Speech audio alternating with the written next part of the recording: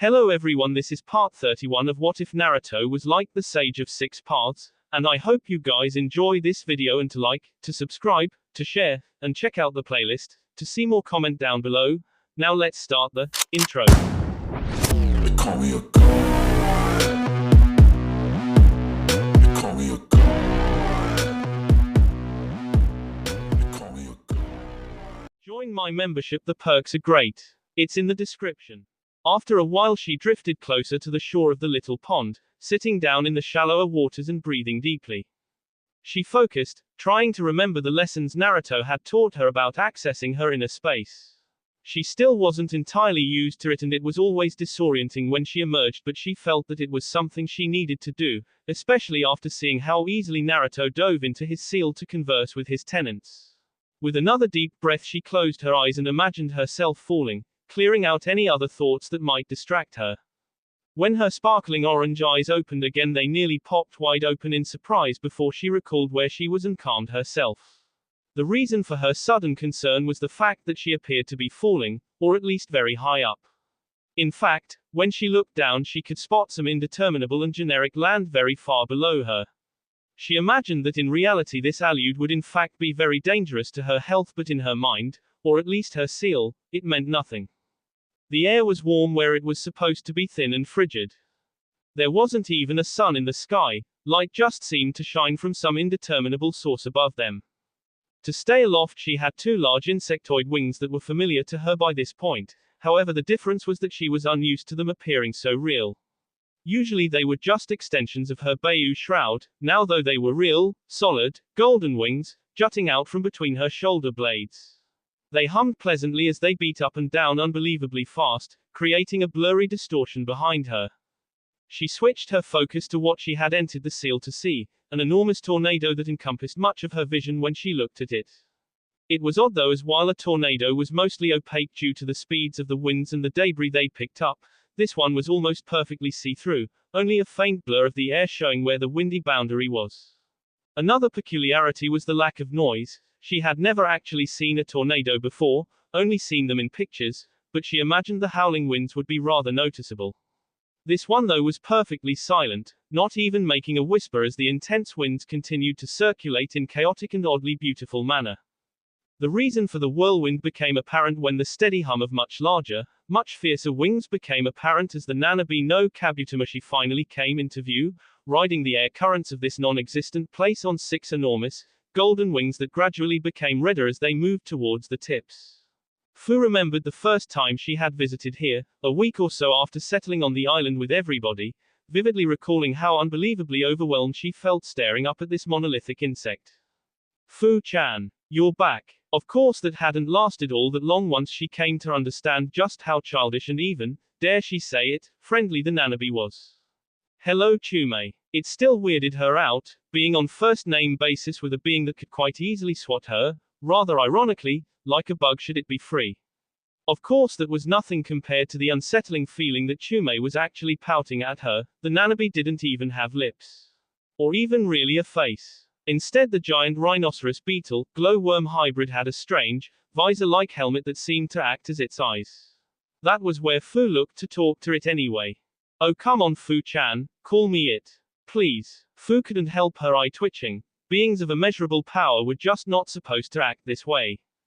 Hello. She sighed to herself, remembering Naruto's words about establishing a positive relationship with her tenant. At the time she had supposed it would hurt to at least know the creature she drew a lot of her strength from. Quote. Lucky 7. A small shudder passed through her being even as the Nanabi seemed to practically buzz with satisfaction. See, isn't that so much better? Fu decided against saying the first thing that came to mind then, allowing the Nanabi to continue. Now, what can I do for you Fu-chan? The mint-haired Jinchuriki swore she could see a hint of mischief enter the Bijuu's eyes. This train of thought was beginning to become unproductive. Need some love advice for Naruto-san. At that point Fu was sure that if Chume had eyebrows they would have been wiggling in a very Jiraiya-esque manner, not that she knew what Jiraiya looked like. No, it isn't that. Naruto told me that I should talk to you more, get to know you. She was glad her mind was able to come up with that. It helped her fight the blush that was threatening to appear. Well, I would expect that from somebody who takes after our father.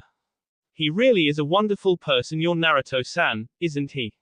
Fu found herself smiling softly as a small sigh escaped both her and the Nanabe's lips, another unproductive thought. Yes, he is. She blinked, catching herself after realizing just how she had acted. Like some pathetic fangirl, she quickly reorganized her thoughts. Alright then, what did you want to know this time? Fu had come into her seal a few times before, each time deciding to learn something new about her tenant. From it she found that there was actually a lot she could relate with the Nanabe. Like her, the great insect had been forced into a certain role by necessity, having to become the peacemaker between her dysfunctional and very powerful family lest they cause mass destruction, something she had always thought to be against their father's, the sage's, wishes. Its whole personality had been molded around that role through its developing life as it became bouncy, carefree, and happy-go-lucky. It always aimed to keep the peace, throwing itself in between otherwise potentially dangerous situations to prevent her siblings from fighting. It had told Fu of the time it had come between an argument between the Hachibi and the Kyubi, an unpleasant but necessary move lest the two strongest Beiyu destroy an entire country. Fu had also come to the same conclusion as Naruto, that there was vaguely female attribute about the Nanabe that was hard to pin down. However, when asked, Tsume professed that as beings of chakra they had no true gender, the same thing the Kyubi had told Naruto. Even if they did, Fu had a feeling she would have difficulty thinking of the enormous insect as female, no disrespect intended towards it of course. I wanted to ask about your form. Tsume looked down at its body, almost as if it were only observing it for the very first time. It was innocent behavior like that made Fu find the strange and eccentric insect slightly endearing. My form. Fu nodded quickly, knowing that if she didn't keep the conversation on track the Nanabe would somehow find a way to derail it onto a tangent. Why do the Beiyu look the way they do? Why are they so different? Fu could almost see the non-existent eyes blinking in confusion from behind the visor-like face. I couldn't say. That threw Fu for a moment. The Nanabe had always had an answer to her questions, it was part of her confident personality. The only person who would is the sage, our father, he was the one who made us this way when he split out chakra out from the Juubi using the Banbutsu Suzu. Fu nodded, she suspected as much. It seemed weird to think chakra would just naturally take the form of a three-tailed crab turtle or a five-tailed dolphin horse. Either the sage was a very strange man with a vivid imagination or he had some underlying plan to their forms. Perhaps he decided these forms would best suit our personalities once we were made, or he thought we would develop certain personalities with these forms, I honestly do not know. To be truthful, the thought had never really crossed the Nanabe's mind, just like it would have thought it wouldn't have crossed the mind of any of the Beiyu.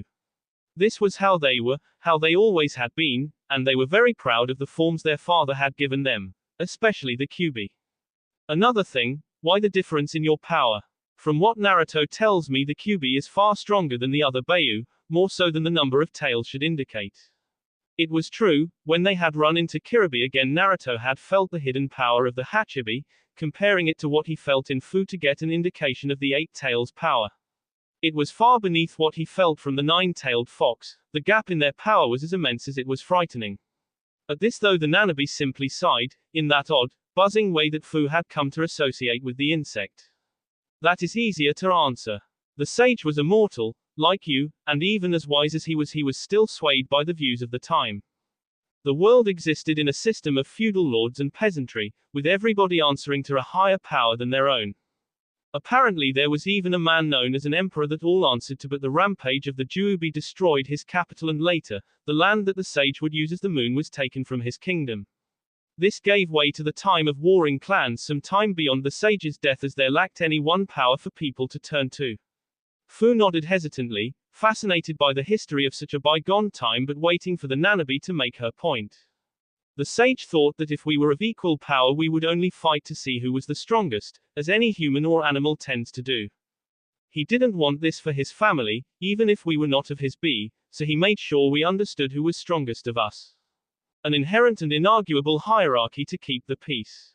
Again, this was the normal belief of the term, balance of power, in that particular era. Fu could almost feel the slight sneer that overcame the Nanabe's non-existent features. Of course, if he had known the arrogance it would give Kerr, The QB? Then he might have reconsidered. But even the sage couldn't prepare for everything, I guess. Fu raised an eyebrow there. She felt as though Chume had nearly let slip the QB's name, something that had Naruto curious for some time now. Why are you so fearful to say the QB's name?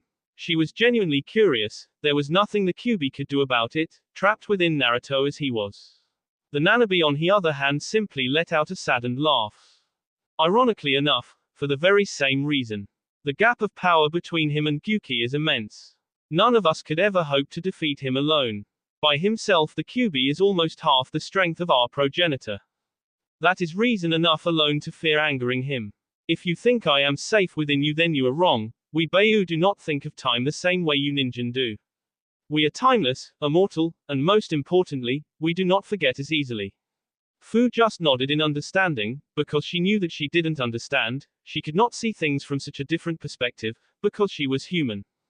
Thank you. The Nanabe just buzzed appreciatively, making Fu smile slightly. Even with the slightly childish behavior, he was beginning to enjoy these visits. From what Naruto told her about his own tenants, one in particular, it could be far worse. Blub blub. Fu again raised a brow as Tayuya muttered something underneath the water, only coming out muffled and distorted. Sorry, I didn't catch that. Tayuya glared at Fu for a moment before looking down with a frown, re-emerging from the water slightly. I like it okay. At that Fu actually did blink in surprise. Luckily it was missed by Tayuya, who was still staring into the water like she wished it would just swallow her up. I like traveling with you guys, it's fun. Again the redhead sank into the water, the blush beginning to spread from the bridge of the nose to the rest of her face. Naruto had warned her that the near-death experience might have changed Tayuya, but this was something else. Fun. Fu was dumbstruck. She never even would have imagined Tayuya acting this way. The two images just didn't mesh in her head, and even now it was beginning to cause her a headache. Yeah, okay, I've never had this before, alright. Friends. It's weird, but in a kinda good way. Fu couldn't hold it back anymore, her eyes widening further and further in surprise. This couldn't be Tayuya. This blushing, shy-looking redhead couldn't be the sarcastic, volatile, foul-mouthed. Well, she still had that part, but it just couldn't be the same person. You tell anyone I said all that and I'll K you though, got the bug, girl. With that the redhead stormed off back towards the house, grabbing her clothes on the way as Fu continued to sit there, staring forward uncomprehendingly. Finally she let out a relieved sigh. That final comment had reassured her that her temperamental friend was still in there. She had been worried for a moment. Fu was frustrated. Even through her calm and emotionless demeanor she would admit that. Even Tayuya, as empathetically as they come, could notice something was off about her as she dashed about throughout the day. The reason was because of Naruto, or the lack thereof. Throughout the entire day she had been searching for the surprisingly elusive blonde. However, she had woken up and he was gone. He hadn't been in the house all day. Haku and Tayuya hadn't seen him, and he wasn't atop one of the many spikes training his stillness. By the end of the day, when the sun was beginning to droop past the horizon lazily, she felt as though she had searched the entire island. She finally fell in an exhausted heap on the travel mat in her room, wishing that Naruto would improve his Banbutsu Suzo so he could create a futon that didn't have the texture and consistency of rock. She stared up at the ceiling, the same ceiling she had stared at every night and morning for the past 5 months. She figured Naruto had to come back and sleep at some point, so she would wait for him. However, she didn't realize quite how exhausted she was from running around all day, and before she knew it she was asleep. It couldn't last for long though, as she awoke some time later, her brow twitching slightly at the scraping noise that had woken her. A quick glance to her side confirmed night had fallen and the moon now hung securely in the sky, large, white and round as it was.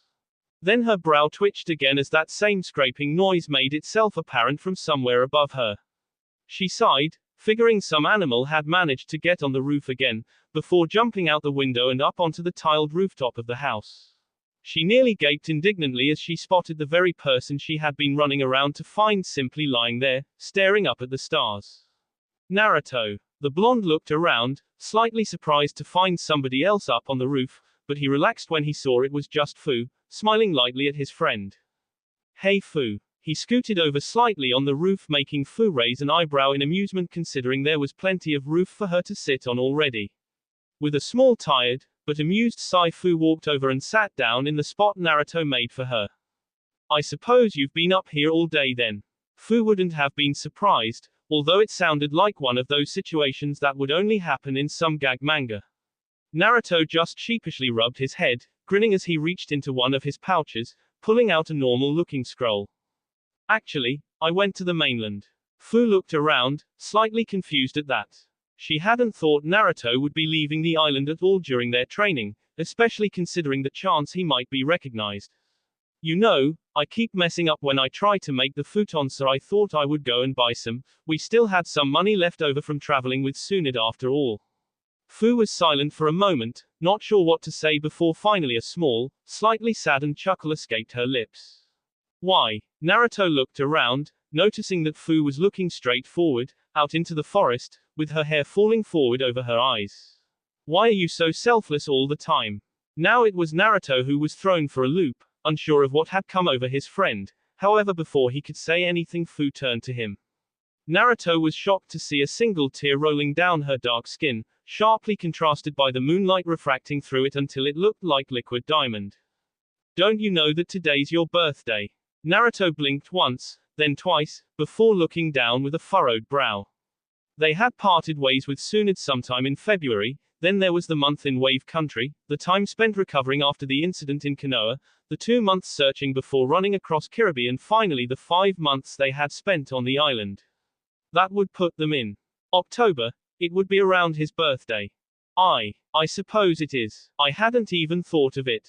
Fu wiped away the tear from her cheek, sighing irritably for a moment before pausing, seemingly thinking better of it as she chuckled quietly again.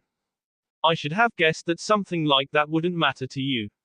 Naruto frowned again, noting the genuinely disappointed tone in the other Jinchuriki's voice that confused him. Fu rarely showed this much of her emotional side. It's not that it doesn't matter. Naruto's frown deepened as he tried to put his thoughts into words while Fu looked around, curious. Quote. When I was young, my birthday meant something else. It was the day the Yondaime defeated the Kyuubi. Sometimes the Hokage would come and we would have ramen together, but other than that, it never really meant anything more. Then at the temple I just kind of forgot about it. Birthdays weren't really celebrated, they were just another day. He looked up, noting that Fu was still looking at him with an indecipherable expression, almost as if she was trying to work something out. Oh, again, that disappointed tone that had Naruto thoroughly confused. He meant what he said, his birthday had long since lost any meaning to him. Why? This time Fu seemed to be caught unaware as she looked away, but not before Naruto caught the blush running across her face. Naruto's eyes widened as he realized something that had been nagging him in the back of his mind since this conversation began. I'm sorry, Fu, is this because I never asked when your birthday was? He winced, realizing that he had been traveling with Fu for close to the 3 years now. He would have definitely missed it at least twice already. However, Fu turned around to him again, all traces of the blush gone as she looked at him incredulously, shocked even. That's your first thought. All of this and your first thought is still about someone other than yourself.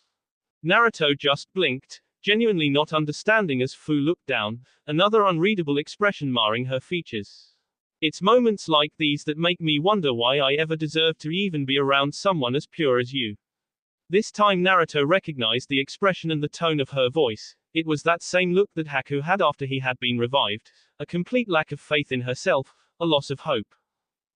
Fu couldn't even finish her thought before she found warm, strong arms encircling her, pulling her forward into a tight but comfortable embrace. Don't say that, Fu, never doubt why you're with me, please. Fu could only gulp with widened eyes as the sheer sincerity and emotion in the blonde's voice. You're my friend, one of my oldest and most precious. I travel with you because I want to. A light chuckle escaped his teeth that was still laced with emotion as he hugged her slightly tighter. See, I'm not as pure as you think. I'm selfish. I'm selfish for wanting friends, wanting companionship and the warmth it brings. If I was selfless like you thought, I would walk this path I've chosen alone, bear its weight on my own shoulders, but I don't want to. Fu was still shocked into silence, uncertain of what to do as she was trapped in Naruto's arms. Naruto. The blonde finally pulled back, a soft smile on his face that Fu was unable to look at, practically feeling the intense heat on her cheeks as she looked away. Her heart was fluttering in ways she didn't understand but had a sneaking suspicion about. She had read about it enough in her books. Just remember that for me, okay, Fu. The mint-haired girl could only nod. It was all she would trust herself to do. Naruto just sighed in relief. The disparaging look in his friend's eye was gone. It was replaced with dumbfounded confusion, but that was beside the point. So what brought all this on anyway, Fu? The girl was silent for a few more moments before she realized Naruto had even asked anything. Ah, yes. She reached behind her, pulling out a scroll similar to the one Naruto had that contained the futons and hesitantly held it in her hand. Shizuku and I were planning this before and during the year with Tsunade. Your birthday was the day Shizune lost track of Tsunade and we had to go looking for her. Naruto gained a soft melancholic smile at that. He remembered that day fondly. They ended up searching through 3 different towns before finding Tsunade passed out in the midst of wreckage that had once been a casino. He looked up again, realizing that Fu was still looking down at the scroll in her hands, gently tracing a finger over it. This has been the first chance to celebrate your birthday, so I wanted to give you this. Gently, almost reverently, she pushed her chakra into the scroll's sealing matrix before catching what emerged from the resulting plume of smoke. Naruto could only stare at the gift in her hand, a thin but strong-looking black thread binding together 6 identical white Magatama beads he recognized all too well. Are those? Fu just nodded with a small conspiratorial smile, idly winding the necklace's thread around her finger.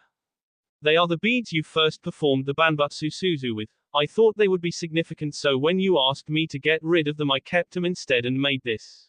I've been waiting for an opportunity to give it to you, but before now nothing ever seemed appropriate. Naruto just nodded as he accepted the gift, feeling the smooth texture of the beads he had created with his own chakra. He could have sworn they hummed slightly at his touch, as if remembering their creator's presence. Thank you, Fu. He slipped it over his head slowly, smiling as the cool beads brushed against his bare end. He looked up though, a hint of worry in his eyes as he looked at his friend scrutinizing the new addition to his outfit. But I don't have anything for you.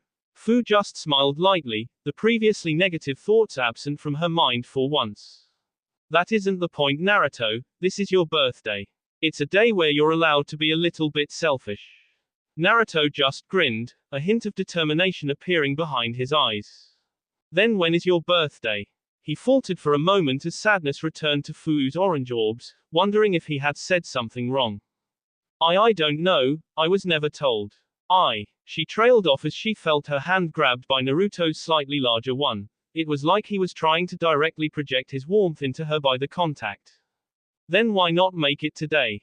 Fu's eyes widened before her entire expression softened. There Naruto went again, trying to make it all about someone else, never himself. However, who was she to go against her friend's wishes, especially on his birthday? That sounds nice. It really did. Far from Naruto's indifference to his birthday, Fu had never even experienced what it could be like. Things like that had been deemed irrelevant to her training and growth as a Jinchuriki, so had probably been discarded. After all, weapons weren't supposed to have anything to celebrate. However, almost immediately Naruto frowned, making Fu smile softly as she had already guessed what he was thinking. Finally he had decided that he still wasn't quite ready to face Fu just yet and had moved off to think some more. That was why he was now sitting atop the small platform-like island that rose from the waterfall's pool, upstream of their house. He had adopted the normal meditative position he used to train senjutsu, eyes closed with his legs crossed and hands together with the knuckles touching and palms up. He enjoyed the serene air here and had come many times before to simply meditate. Not to master senjutsu or to learn about his recently discovered ability to combine elements, but to simply think, sometimes not even that. The problems kept mulling over his kind like a tumultuous mess that wouldn't settle long enough for him to think clearly. On one side he was worried, intensely so. The last person who had gotten close to him like this was Shizuku, and the pain of losing her had nearly rent his heart apart. Could he survive if he lost Fu like that? Naruto honestly didn't know the answer to his own question. Of course he didn't get the time to dwell on it before other such concerns barraged his mind like some kind of assault on his psyche. Was this betraying Shizuku? He could still vividly remember a very familiar scene of Shizuku shyly kissing him atop the rooftop on the Kumogakure temple.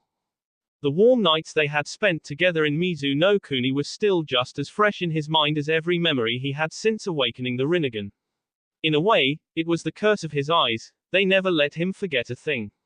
But did that mean he couldn't move on? He would still remember her, but could she just be that to him? A memory. He sighed pathetically as he slumped forward slightly into a position he knew would have Chiriku berating him over for poor posture. You really are pitiful, you know that right?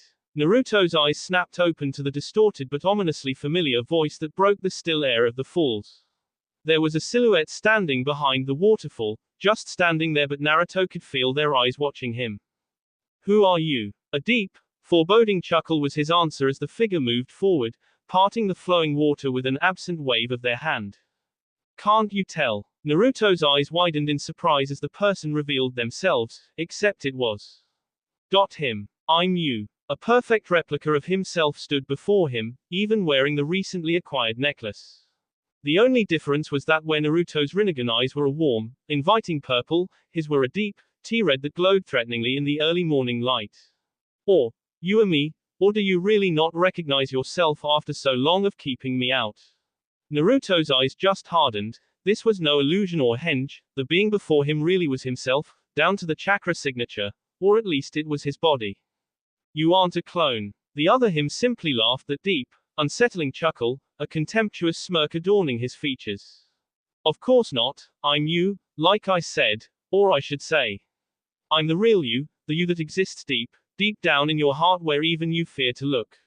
Naruto just furrowed his brow, slowly standing from his meditative position. He took his first glance at his surroundings, noticing that an unnatural, unearthly fog had rolled in at some point and he couldn't see outside of the clearing the waterfall naturally created. Alright then, what do I want with myself? And why do you look so evil? The other him just laughed again, the sound really beginning to grate on the original's ears. Still trying to hide your confusion behind stupid humor. Like I said, you're pathetic. Naruto just smirked casually. Then what does that make you, if you're me? The other him just deepened his own superior smirk, his hypnotic red eyes crinkling in amusement. Me. I'm your dark side, the part of your heart that still hates despite that pitiful facade of forgiveness you try to put up. Naruto just raised an eyebrow, masking how confused he was by all of this, just what was going on. Confused are we? Oh, don't seem so surprised, I'm you after all. I know you better than you know yourself, how could I not when we are one in the same? Naruto merely responded with a small frown. We are nothing alike, I put aside my hatred. The other him, the Yami Naruto, only grinned, but not in a distinctly good way. It was the grin a predator might give when they have finally cornered their prey. Exactly, and here I am, the result of that hatred. Yami looked around at their surroundings like Naruto had, smirking to himself and coming to the same conclusion he had. I suppose this place must be special, maybe the intensity of the nature chakra, NE. Naruto's expression darkened slightly at that word and Yami didn't miss it for an instant. Hey, what did you expect? I am everything you despise about yourself, including the memories of Yagura you have locked away in our skull. Another reason you're pathetic. All that power at our disposal, the jutsu, the techniques, and you do what with it? Nothing. Naruto scowled at his darker half. Shizuku. If you were me you should know how painful that was. Yami merely grimaced. It seemed that even with the differences that separated them they really were the same person deep down. This was just the him that had let his hatred consume him. And yet you use the Mizukankaku no jutsu all the same. Was that not the very technique he used to find us, leading him to Shizuku? Naruto felt those words as an almost physical S as he recoiled before narrowing his eyes at the other him. We had to find Tsunade. I couldn't let another friend S like her again. I had to learn to heal. Yami merely sneered derisively, crossing his arms over his sea in a way Naruto recognized as an action he did when he was disbelieving. You're pathetic, making excuses to yourself, literally. Naruto smirked, crossing his own arms as he stared back defiantly. Now who's the one hiding behind humor? Yami clenched his fists but like Naruto he reined himself in, smirking right back. You're changing the topic. Let's not forget just what we did when Shizuku S. You think that was you running the show back then? You think that was you that effortlessly beat down a cage without even flinching? No. That was me. I'm the reason we've lived this long, I'm the reason we're strong. Naruto narrowed his eyes slightly but didn't rise to the bait. You were a mistake, a slip of control. I regret what I did then every day since. Yami glared at him, the action only made more menacing by his red eyes that seemed to hypnotically rotate. Naruto wondered if this was what people saw when they looked at him. Don't lie to yourself, I know you better than anyone else. You loved it, feeling the control you had over him as he's in your grip. You loved the satisfaction of getting revenge as the light left his eyes. Naruto felt his hand subconsciously clench as his memories were thrown back to that moment. That wasn't me, it was you. You said so yourself, that was you acting, not me. Even Naruto could taste the denial in his own words. It just made Yami laugh. When are you going to get it? I am you, the real you. Everything I do is what you want to do, but you forbid yourself from doing it, trying to delude yourself into thinking you're above your own negativity. When are you going to quit it with this pansy-ass charade you got going on? We are strong, stronger than you would ever admit, and do you know why? Naruto's eye narrowed again, but he didn't answer, eliciting a grin from his other half. You won't admit it because you're scared. You're scared of me, scared of what I could do if I was the one behind the wheel. Scared of what I represent, and most of all, you're scared that you'll like it. His grin became more akin to a thoughtful smile, but it never lost the underlying menace behind it. Imagine it, we could bring peace, the dream we've been fighting and suffering for. I know it just as well as you know it, people will never understand one another, the Bayou are right. Humans are selfish, greedy, and opportunistic, they only care about themselves. Naruto was now actively glaring at Yami while his other half's smirk only grew. What about our friends? Naruto was genuinely shocked when the other him actually spat angrily to the side. Friends? What friends? The foul-mouthed bee that follows us, hoping to leech some of our strength. The lost little kid who never got to cry for his master and follows us around like some lost puppy because he doesn't know any better. His eyes became cruel even as Naruto found he couldn't tear his gaze away. And her, spitting on Shizuku's memory by asking us to divide our heart between them. She only thinks she cares about us because we're the only person she actually knows. It's not love, or even affection, it's desperation. Yami almost casually lifted his hand, creating a fast Shinra Tensei that perfectly matched the one Naruto had just launched in anger.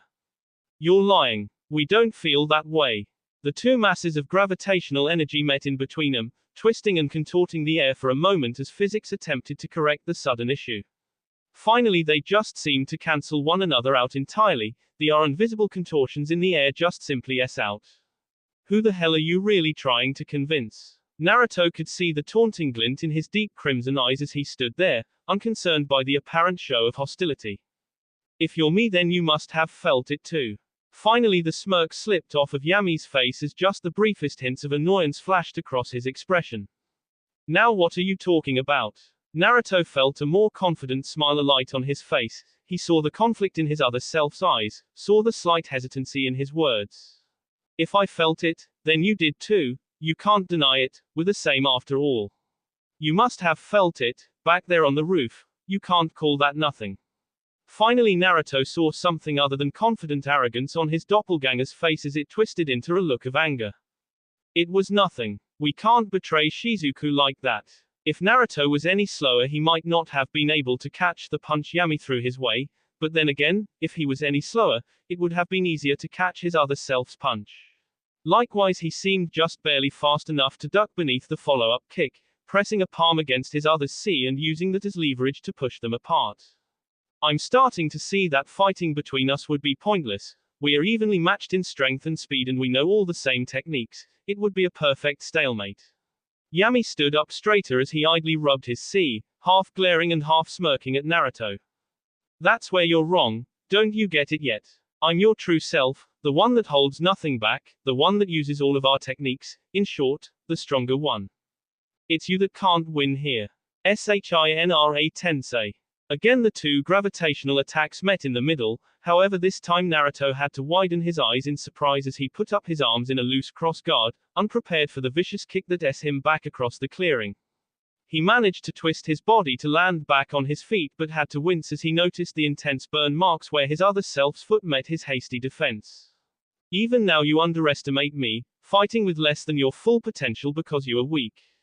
You think we're evenly matched. The other him spat to the side again with a grin as vicious as the grin he was sporting. You would only be so lucky. Naruto ignored him, setting his features into a look of determination as he ran a healing palm over his burned arms. He recognized that taijutsu all too well. Sure enough, the still grinning Yami slowly settled forward into an obviously aggressive stance with his fists raised, lightly warping the air around them in a heat haze from the intense fire-natured chakra running through them. You want to match elements. Fine then. The other him's grin only widened when Naruto settled back into the loose, flexible beginning stance of the Mizu no Mai. Thinking you'll beat me just because the name of your style is the superior element, still pitiful. Anything Naruto could have said in response was lost as Yami launched forward, using the powerful and explosive chakra in his feet to literally blast of the ground to race forward. Naruto actually found himself hard-pressed as he was forced to drop low to avoid the very much dangerous punch that could have shattered his ribs. Luckily for him, the elements really were on his side. He knew his own styles in and out, and he knew every problem with the High no Mai. Yami growled as Naruto slipped between his legs. He tried to catch him with a vicious fire-infused kick, but Naruto was already on his feet, redirecting an elbow that would have taken his head off his shoulders. It was easy to drain out the dangerous fire chakra with his Preta path, turning potentially lethal blows into minor inconveniences. The problem with the High no Mai was it lacked the ability to react. It was a purely offensive style designed to put the opponent on the back foot constantly. However, with the adaptable, flexible nature of water, that was no problem, and soon enough Yami was struggling to keep up. Two can play at this game. Naruto was so confident in his movements that he was unprepared when, instead of the harsh punch he had been expecting, he was suddenly thrown over Yami's shoulder. He managed to land on his feet with some distance between them, prepared again for a high spinning kick, but no such maneuver came. He turned to see Yami in the unmistakable starting stance to the Tsuchi no Mai. Naruto narrowed his eyes but rushed forward anyway, siding around his counterpart and grabbing his shoulder to flip over him. You just don't learn. His doppelganger suddenly dropped out beneath him, destabilizing his flip, and while he was still arcing through the air, Yami came up with a brutal two-handed punch straight to his C. The power behind it launched him straight across the clearing, through the waterfall and into the thick rock behind, leaving a distinctly Naruto-shaped dent in the tough stone. He peeled himself out painfully, only to widen his eyes as a hand suddenly burst through the roaring waters, grabbing onto the front of his robes. Once again he was thrown across the clearing, however this time he just about managed to twist his body to land feet first against a tree trunk, a confused expression on his face.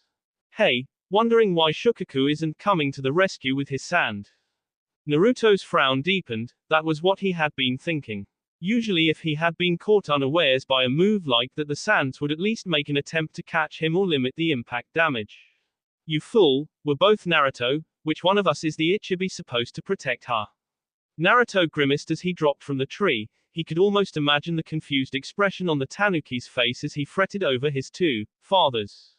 Fine then, I'll beat you with my own power. Immediately his body lowered into the Kaminari no Mai, fingertips crackling warning with lightning. Yami only smirked, throwing out his hand and motioning for Naruto to come. Now the one instigating Naruto flew forward, using the potent lightning-natured chakra in his system to enhance his reflexes and synaptic responses, allowing him to think quicker and move faster. The slow, sedentary style of the Tsuchi no Mai just wasn't able to keep up, the lightning easily breaking through the stout defense the earth chakra and the Asura path put up. It didn't help that the metal replacing Yami's skin was only acting as a conductor. I told you, you never leave. Yami's roar was quickly halted as he was blasted back across the clearing. Naruto had predicted his shift into the K's no Mai and had already slipped into the High no Mai, the fire-natured chakra in his fists reacting badly with the wind chakra circulating around his darker half. He stayed there in a low, alert stance, fists burning almost eagerly until Yami emerged from the trees, an irritated grimace flickering across his slightly singed features. Is this what you want? For us to stay here, endlessly cycling through the elements with no clear superior until we've both completely exhausted of energy? Naruto took a deep breath as he calmly observed his other half. He was beginning to feel the strain on his body from switching between very different taijutsu styles already. They wouldn't be able to keep this up for very long. He was right. They both knew the styles, they both understood their weaknesses. It could only end in a draw. Fine, Aren't you supposed to be the one with no limits, using techniques I'm apparently too afraid to use? Naruto found himself deeply unsettled by the evil grin spreading across his dark half's features. I thought you would never ask. Shura no Ko. Naruto couldn't even think to dodge as Yami's Rinnegan pulsed excitedly, his arms rising up along with his maddening grin. He could only watch in astonishment as his red-eyed counterpart's arms seemed to join together, mechanisms seemingly sliding out of his skin to lock them together like barrels of a gun. However, the analogy didn't become appropriate until his hands disassembled, revealing two very smooth barrels, quickly charging up with energy. Hanatsu. Naruto literally only had time to raise his hands before his vision was filled with a blinding white. The blast of pure, undiluted chakra was large enough to send Naruto flying back through multiple trees, leaving him wrecked and in splinters, despite the fact that a lot of it had been absorbed through his preta path. There was just too much for him to take in so quickly. He grimaced as he picked himself up out of the shattered remains of a tree. He remembered how effortless it was to absorb a Bijudama from the Sanbi while he had the chakra of his Bayu running through him, yet here he couldn't even completely take in a single chakra blast. I think you're starting to get it. His other self emerged from the dust and smoke his attack had picked up, standing over Naruto's body tauntingly. If you don't start fighting seriously, with everything you have, then there's no way you can win.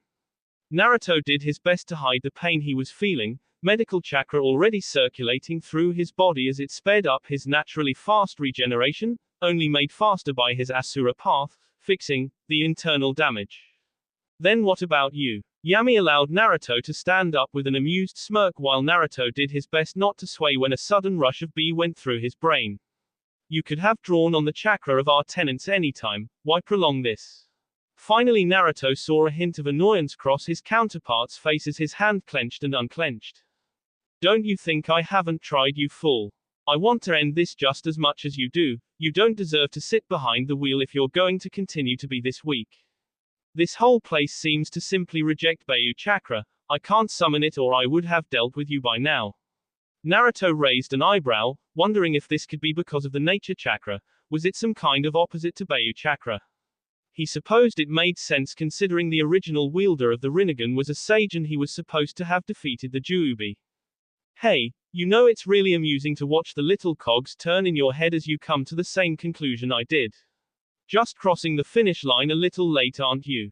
Naruto scowled as he found his balance again, the rush of healing chakra finishing up its job in his body. The Bayu aren't just some tool to be used, they are living beings. Their power isn't ours to simply use as we like. We haven't earned that. Yami sneered at him, his arms deconstructing from their odd and complicated machinery back to F and bone again. And with their power the sage was considered a god amongst mortals. Haven't you thought about what we could do with that power? His red-eyed half paused before chuckling to himself darkly, the noise being distinctly foreboding. What am I saying? Of course you have, otherwise I wouldn't have. But why don't you understand? Peace isn't just some idealistic dream when you wield the power over creation at your fingertips, when you can bring the very S back into this world. Naruto stood straighter, a defiant gleam in his eye as he noted the slightly demented look in his doppelganger's features. Did he really have thoughts like these? That power is inhumane, we would be no better than Orochimaru. He caught the backhand from Yami, throwing his other half backwards as they both eyed each other wearily. Of course we would be better. We aren't some selfish snake trying to seek something petty and vain like immortality. We work for peace, we would be a god that all could look up to and finally force people to understand the pain others feel through their own selfish actions. Naruto chuckled at Yami's words, making a flash of irritation cross his mirrored self's face. The path to Naraka is paved with good intentions. You know that any peace delivered through force would be just an illusion, it would be meaningless. The work of a tyrant, not a god. Another sneer was his answer as Yami rushed forward only to be flipped over Naruto's shoulder, both of them staying the same distance apart, muscles tense to move at a moment's notice. Still parroting back the teachings of that fool Chukaku. What does he know of true power? He's never experienced the magnitude that we live with every day, the hidden potential inside of us that could give birth to a new moon or raise armies from the S. Nobody understands us, how could they? Naruto grit his teeth as he was forced to dodge out of the way of a smaller, but much faster blast of chakra from Yami's altered hand. He rolled to a low crouch as a tree behind him was blasted into shrapnel from the force of the energy attack. They can't, but that is our path. You know that no matter who we befriend or who we meet, they will never truly understand us. But why should we stop them from trying? Yami almost seemed to falter at that, and Naruto used the opportunity to launch forward, hoping to catch his counterpart off guard with an unexpected move. Yami's crimson eyes widened in shock as Naruto's arm broke down into complex machinery that quickly reassembled itself to look like an enormous piston. He was completely unprepared for it to S straight into his stomach, only for the piston to S down, increasing the power behind the tremendous punch tenfold. Yami couldn't even manage to cry out in pain before he was sent crashing painfully through a multitude of sturdy trees, the noise carrying off into the distance. Naruto stood there, panting slightly from the exertion of using his paths and his body so recklessly. Even using his sand to a great extent wasn't this tiring, as at least some of the work was done by Shukaku. He grew concerned when there didn't seem to be any sign of Yami from the direction his path of destruction through the trees had taken. For a moment he paused, thinking about what he might do in this situation to gain the upper hand before his eyes widened in surprise. He ducked down just as the sound of a viciously sharp blade came over his head. You want to play dirty? You're inviting the wrong guy. Naruto grimaced. Yami was planning to use the Boidogaku no Jutsu in a fight. Even he wasn't crazy enough to do that. The concentration it would take was astronomical.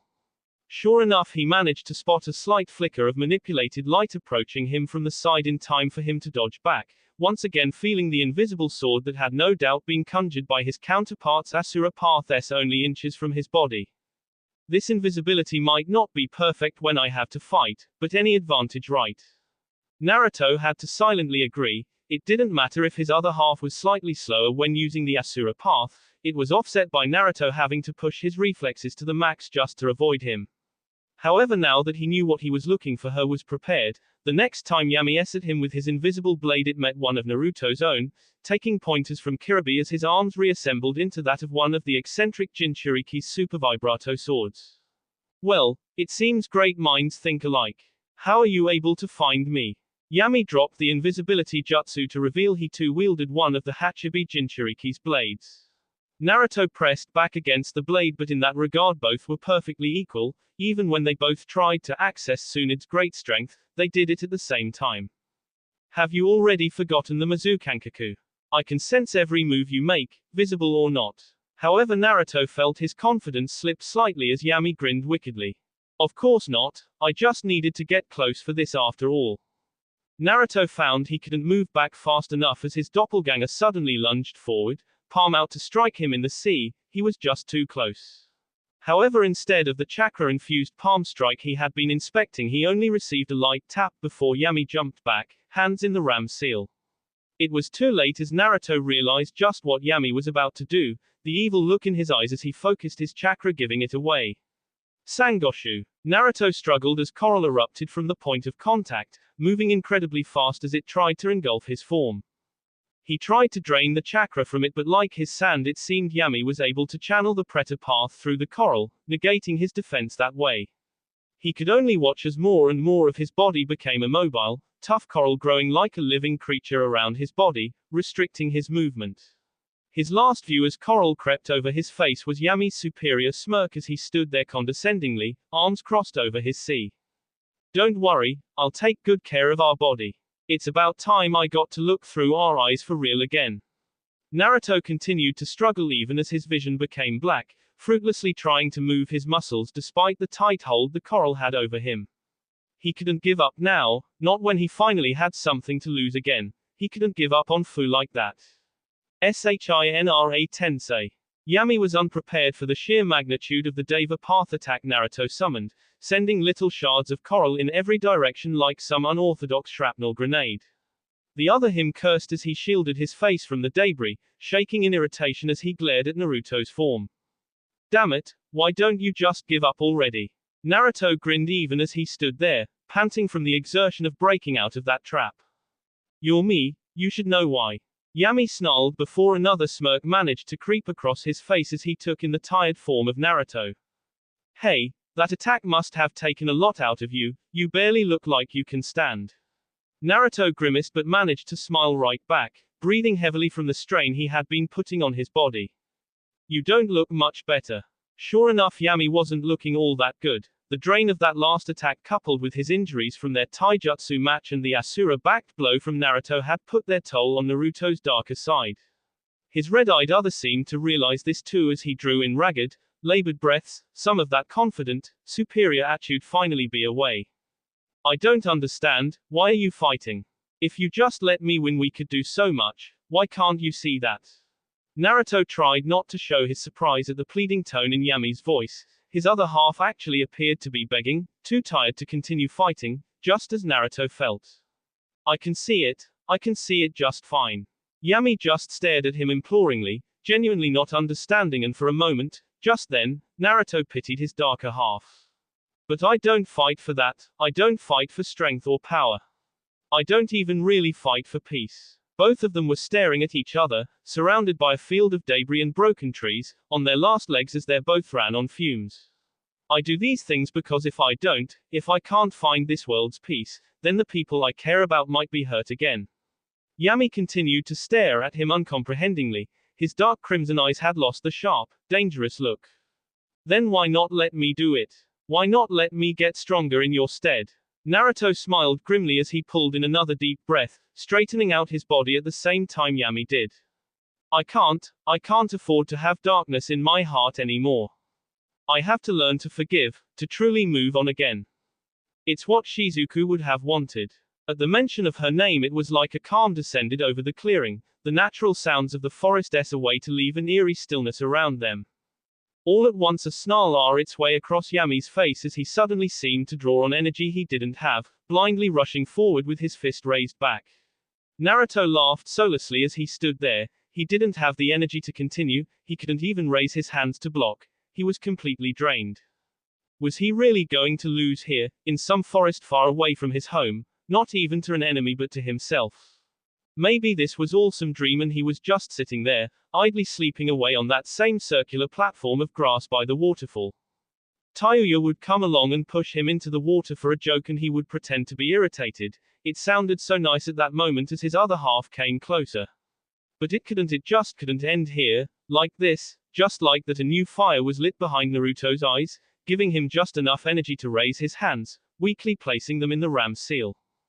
Gedu, Kusari. It was over in an instant. Yami never even got the chance to look surprised as from everywhere, the earth, the trees, even Naruto's body, deep black chains, as thick as their arms, burst outwards. They were cruel-looking implements, appearing so black that just looking at them seemed like one was staring into an endless void. They were tipped with vicious, glinting spikes that looked as though they could have pierced through any stone or metal, no matter how solid. What? It would have been so easy for him to simply impale his darker half on the evil-looking chains. However, at the last moment, when genuine fear had entered his counterpart's crimson eyes, they diverted, wrapping around his body instead, restraining him completely. What is this? He struggled against his new bonds for a moment, but it was ultimately useless. He just didn't have the energy. He couldn't even muster up a Shinra Tensei, not that it would have helped him much. The chains would have simply tightened to compensate. Finally he looked up, meeting Naruto's gaze as red Rinnegan met purple. So, this is it then. I lose. Naruto nodded slowly, just as disbelieving as his doppelganger was. He didn't even know what this power was that had just appeared. So now what then? Naruto snapped out of his shock as he gazed at his darker clone. The thought of what to do when, if he won, hadn't even crossed his mind yet. However, after a second's pause, a determined look alighted behind his violet orbs. You vanish. Yami's head seemed to droop just a little, already accepting his fate. He knew Naruto better than anyone and knew when the young monk was being serious. So it would seem. As if responding to his resigned, tired voice, the chains began to sink down, taking his body with them. Slowly they just melted into the earth until only his head remained, still locking gazes with Naruto.